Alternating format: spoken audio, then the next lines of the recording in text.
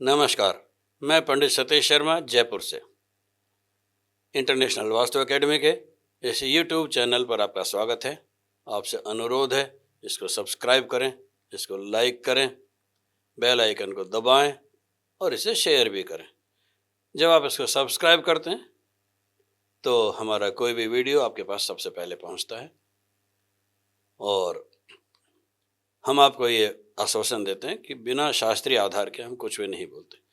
हम चाहे ज्योतिष में बोलें, चाहे वास्तुशास्त्र में बोलें, चाहे कर्मकांड में बोलें या राजनीति में बोलें, चाहे किसी योग का उच्चारण करें या ना करें, हम जो कुछ भी बोलते हैं ज्योतिष की पृष्ठभूमि में से बोलते हैं।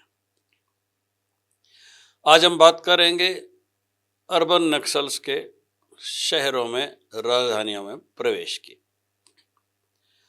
अमित शाह ने एक बीड़ा उठाया था कि मार्च 2026 तक हम नक्सलवाद को भारत से समाप्त कर देंगे। उन्होंने यह भी कहा था कि उन जंगली क्षेत्रों में जहां कोई भी संचार माध्यम, कोई भी सरकार, कोई भी सिपाही, कोई भी डॉक्टर, कोई भी स्कूल नहीं पहुंच सकता था, वहां से जब नक्सलवाद को हटा देंगे तो फिर शहरी नक्सलियों का दमन करने की कार्रवाई वो करेंगे। कौन है शहरी नक्सल? इस सबसे पहले हम वामपंथ की चर्चा करेंगे।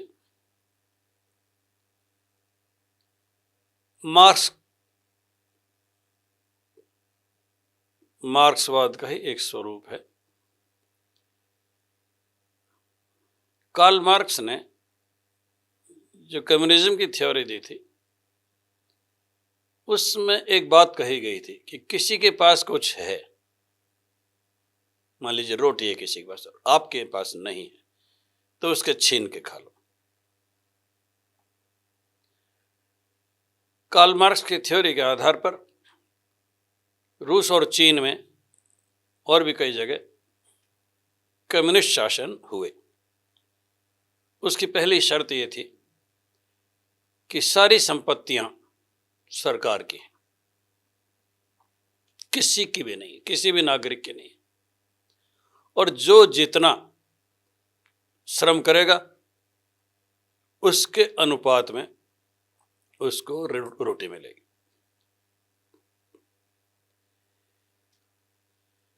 फ्रांस में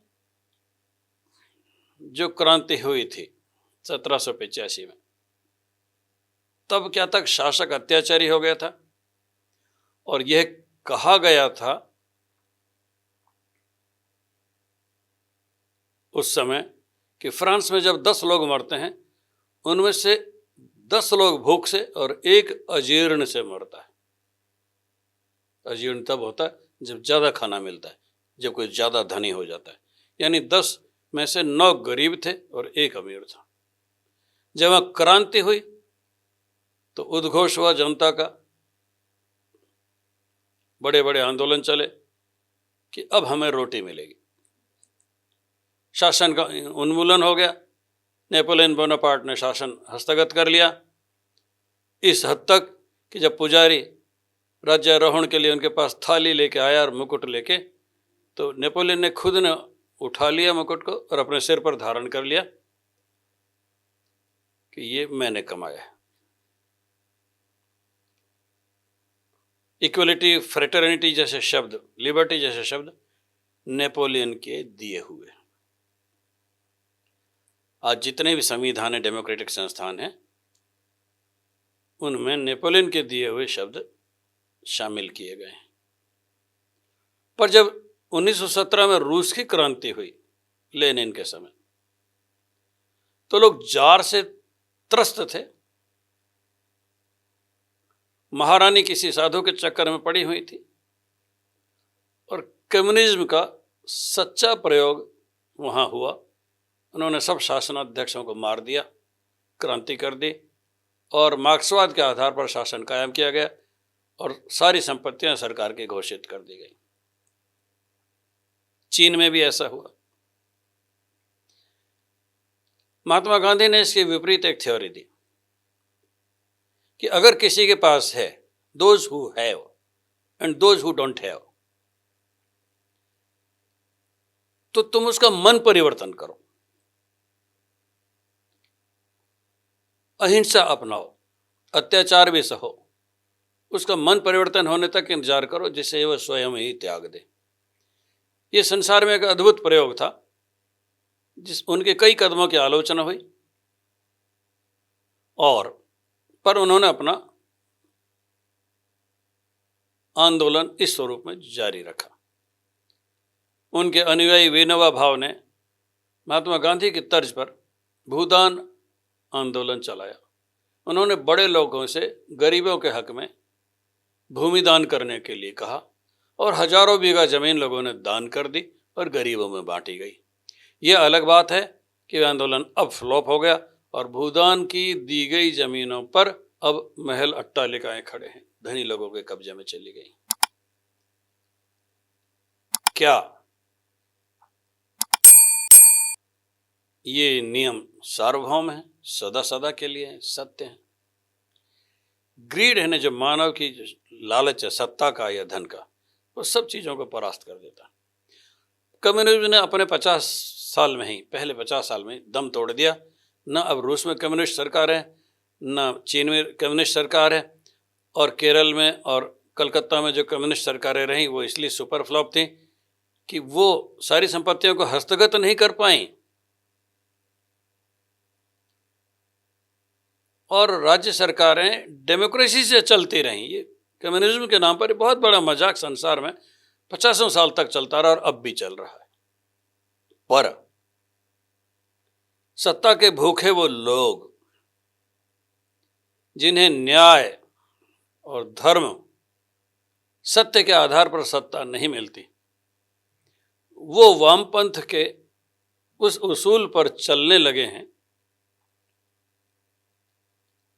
जिसमें राज्य तो उनकी मदद नहीं करता, पर उन्होंने अराजकता का एक दौर पैदा करके सत्ता को हस्तगत करने की कोशिश की है।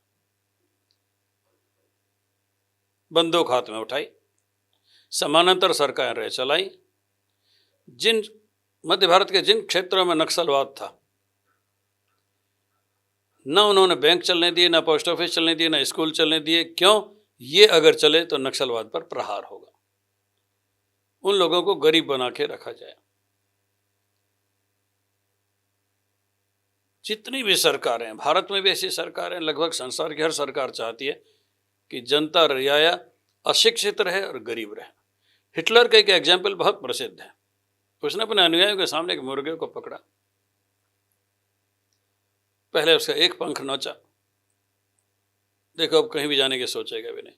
दूसरा पंख नोच दिया, बोला अब कहीं जाने ही नहीं सकता। उसके पैर तोड़ दिए, बोला अब ये सिर्फ मेरे से जिंदगी भर याचना करता रहेगा और मेरे अधीन बना रहेगा। ये क्रूर विचार बहुत से तानाशाही शासकों ने अपनाया है।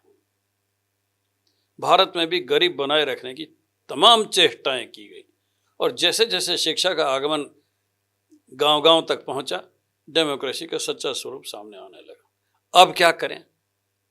ये जो चेहरे हैं जो गाली बकते हैं,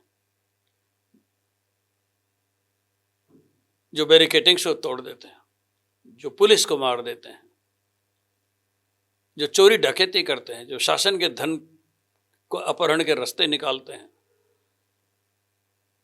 जो नारे तो अजीब अजीब लगाते हैं जन कल्याण के और शासन में आने के बाद जनता को लूटने का काम करते हैं। दिल्ली के एक शासक ने के हर विभाग ने धन लूटा, जेल गए। नैतिकता का इतना हनन हुआ कि जेल जाने के बाद भी मुख्यमंत्री पद से इस्तीफा नहीं देंगे। बंगाल के शासक ने कहा हम आग लगा देंगे, हम दूसरा देश बना देंगे। वो खुलेआम केंद्रीय शासन की धज्जियां उड़ा देते। ये कहने को डेमोक्रेट्स हैं, पर ये वामपंथी विचार है। तो भारत में जितने भी गालीबाज हैं जितने भी भारत के खिलाफ बोलने वाले हैं, जितने भी आज़ादी के नारे लगाने वाले, किस चीज़ से आज़ादी? क्या वो कभी देश से आज़ाद होकर कोई अलग राष्ट्र बना सकते हैं? बंगाल ने, केरल ने, तमिलनाडु ने, पंजाब ने कितने ही घोड़े खोल लिए, इस देश से कभी कोई राज्य अलग हो सका है? मैं तो दिन रात ज्योतिष पढ़ता हूं और ये देखता हूं कि भारत में राज्य मिलेंगे, भारत से कोई जाने वाला नहीं है। मैं इस वीडियो के आखिर में घोषणा करने वाला हूं कि भारत पुनः अपने साम्राज्यवाद के रास्ते पर चलने वाला है और आर्थिक साम्राज्यवाद की शुरुआत हो चुकी है, जिसमें कभी चंद्रगुप्त विक्रमादित्य के काल में था। अभी हम वामपंथ की चर्चा करेंगे। चाणक्य ने एक बात कहा था कि विदेशी माता से उत्पन्न कभी भी राष्ट्र प्रेमी नहीं हो सकता। यह बात उन लोगों पर भी लागू होती है जिनकी आस्था के केंद्र इस देश से बाहर हैं।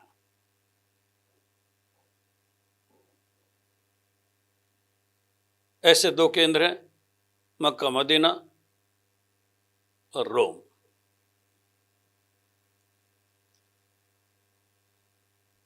ग्रामीण भी इस बात को समझता है। कल ही गांव वाले ने मेरे से कहा कि खाए खसम की गाय यार की। यार कौन? जो उसको पैसा देता है बाहर से। रह रही है खसम के घर में, पैसा पा रही है यार से। यार कौन है आज की तारीख में? डॉलर है।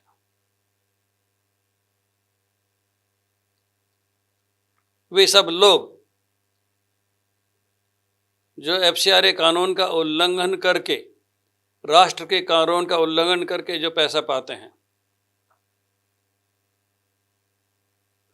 वे सब लोग जो डीप स्टेट से पैसा पाए हुई संस्थाओं की पुरस्कार ग्रहण करते हैं। मैंने मैग्सेसे अवार्ड पर तो सवाल उठा ही दिया है, पहले भी कहा है कि जब अब किसी को मैग्सेसे अवार्ड इंडिया में मिलेगा तो हम देखेंगे कि 15 साल बाद उसको किस रूप में प्रमोट किया जाता है हिंदुस्तान में। उन सब ने वामपंथ के चेहरे ओढ़े और शासन को उखाड़ने की बातें करी, अपने टीवी चैनल्स पर, अखबारों में असत्य भाषण किए और सच को दिखाने से परहेज करते रहे। प्रेस के एक बड़े तबके पर यह आरोप है कि वो सच नहीं दिखाता।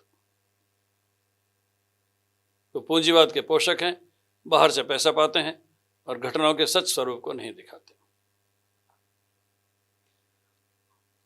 देश के एक प्रमुख नेता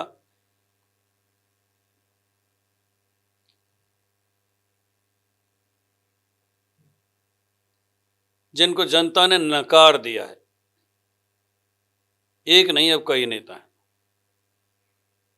जो खोखले हो चुके हैं, जो उनकी पार्टियां खोखली हो चुकी हैं, जनता की नजर से वो उतर चुके हैं।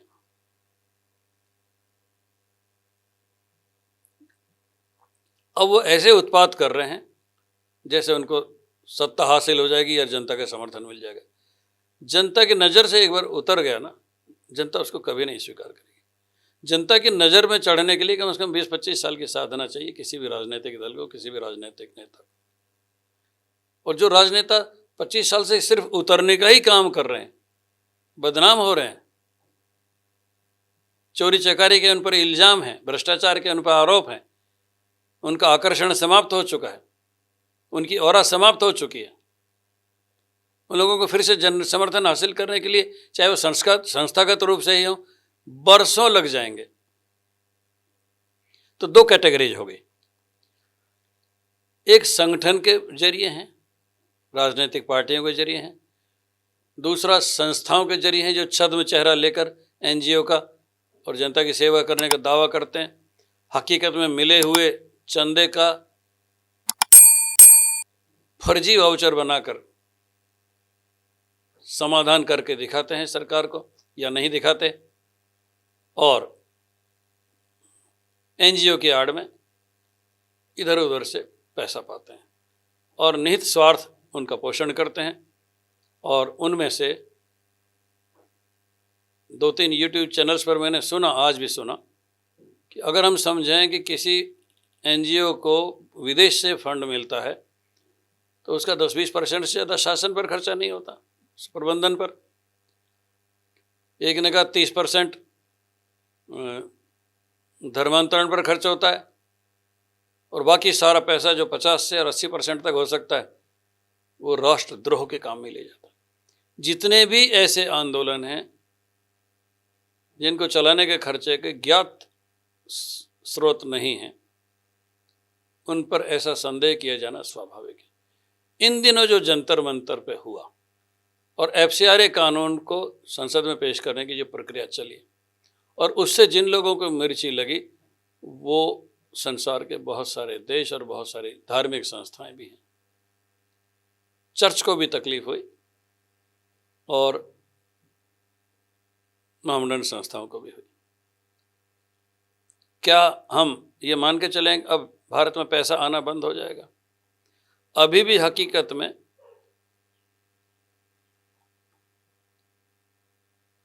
कानूनी स्रोतों से आया हुआ पैसा कम था और गैर कानूनी माध्यमों से आया हुआ पैसा ज़्यादा था। इस देश में हवाला अभी समाप्त नहीं हुआ है और हम तो किसी देश में जाएं तो एक दिन का भी वीज़ा एक्स्ट्रा नहीं मिलता। यहाँ तो लाखों लाखों लोग पैदल चले आते हैं हिंदुस्तान में, 1000-2000 दे के आधार कार्ड बनवा लिया, पासपोर्ट बनवा लिया और इस देश के नागरिक होने का दावा कर रहे हैं और इस देश की डेमोग्राफी बदलने का प्रयास कर रहे हैं। गनीमत एक ऐसी सरकार आई है जो इन सब समस्याओं का समाधान प्रस्तुत करने की कोशिश कर रही है और बदले में उसको अनंत गालियाँ मिलती हैं। एक बार मोदी ने कहा था कि मैं 1 किलो गाली रोज़ाना खाता हूँ। मेरा अनुमान है इन दिनों वो 5 किलो गाली रोज़ाना खा रहे हैं। नरेंद्र मोदी का आकलन सही नहीं है। बड़ी संख्या में कुछ राजनीतिक दल और उनके अनुयायी सुबह से शाम उनको गालियां देने का काम करते हैं।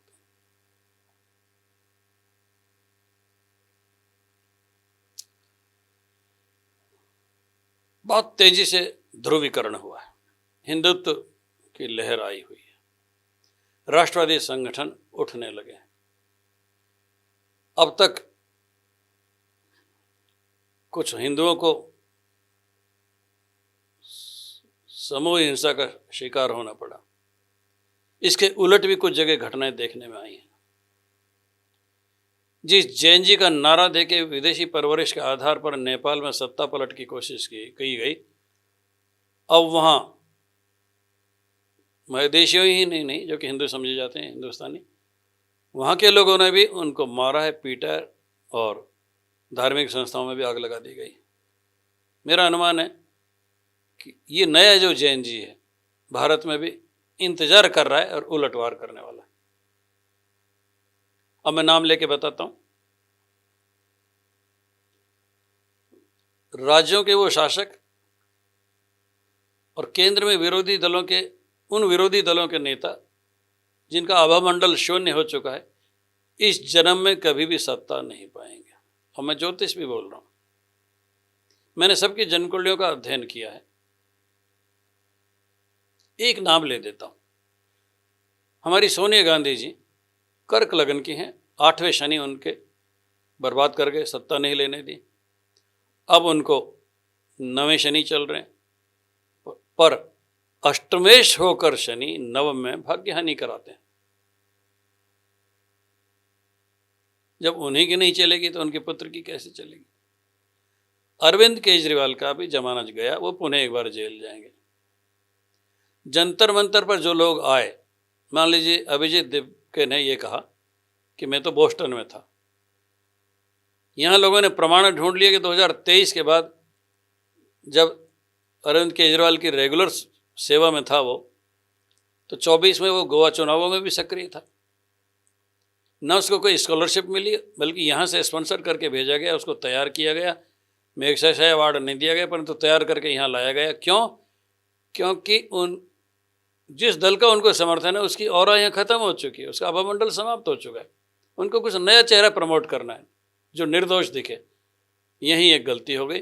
ये सरकार ऐसी चीज़ों को पकड़ लेती है। अन्वेषण चल रहे हैं, सोर्स ऑफ मनी मिल गया है। एफआईआर जिनके खिलाफ दर्ज हुई है उनका मनी ट्रेल सरकार के पूरी तरह नोटिस में आ चुका है। उनके समर्थक फंडर्स जो थे, और उनके बीच की मनी ट्रेल भी पकड़ी जा चुकी है। जो भारत की आम जनता जानती है उसकी मैं ज्योतिष से पुष्टि कर रहा हूँ, ग्रह योग के आधार पर पुष्टि कर रहा हूँ कि वक्री शनि इन सबको जेल भेजने का काम करेंगे। सिंह राशि का सूर्य निकल जाए, कन्या राशि का भी निकल जाए, जब तुला राशि में सूर्य आएंगे, कब? दीपावली के आसपास, कार्तिक की अमावस्या होती है,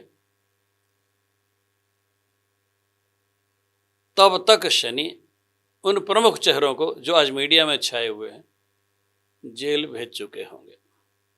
सौरव दास भी जेल जाएंगे, देवके भी जेल जाएंगे, कुछ राजनीतिक दलों के प्रवक्ता भी जेल जाएंगे, और इस देश के सबसे प्रमुख विरोधी चेहरे जिन्होंने पार्लियामेंट में अंदर और बाहर हंगामा मचा रखा है, इतनी गाली गलौज की भाषा कभी भी नहीं सुनी गई, इतनी व्यक्तिगत प्रहार कभी नहीं सुने गए, और जो लोग ये समझ रहे हैं कि सिंदूर जैसा क्रूर आक्रमण जिसने पाकिस्तान की रक्षा पंक्ति को ध्वस्त कर दिया, जो इतना बोल्ड डिसीजन ले सकता है, वो इन छुटभइये नाचीज लोगों की गालियां क्यों सुन रहा है? ये बात मेरी समझ में आती है कि कूटनीति का हिस्सा है कि इनको एक्सपोज होने दो। अगर थोड़ा दयालुता के भाव से सोचें तो ये सोचेंगे जैसे एक माँ है, उसका बच्चा कहीं कुछ तोड़फोड़ कर रहा है तो उसको देखते रहेंगे, सहन करते रहेंगे, ज़्यादा हो तो एक थप्पड़ लगा के बैठा देंगे। ये पूरा सच नहीं है। इनको लंबा जेल भेजा जाएगा, ये लोग बचेंगे नहीं। मैं दावे से कह सकता हूँ कि वक्री शनि अभी हैं कुछ महीने तक, और आज जब मैं ये वीडियो रिकॉर्डिंग कर रहा हूँ, बृहस्पति उदय हो चुके हैं, कई दिनों से अस्त थे, अस्तंगत बृहस्पति में ये सारी घटनाएं हुई।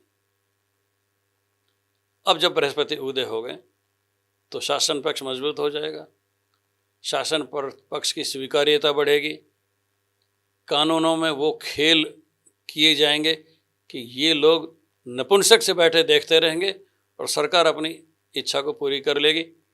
और वो सब लोग, शनि और बृहस्पति चूँकि शक्तिशाली हो गए, करके बृहस्पति अति शक्तिशाली हैं, और जो शनि वक्री हैं उनके लिए कहा जाता है क्रूरा वक्र अति क्रूरा, तो शनि अति क्रूर होके उन सब को जेल भेजने का काम करेंगे जो इस समय जनता, सरकार और संस्थाओं के प्रति अपराध कर रहे हैं। आज इतना ही। मैंने इंतजार कीजिए, जो मैंने कहा है जब सत्य होने लगेगा इसका विश्लेषण हम दोबारा से करेंगे। नमस्कार।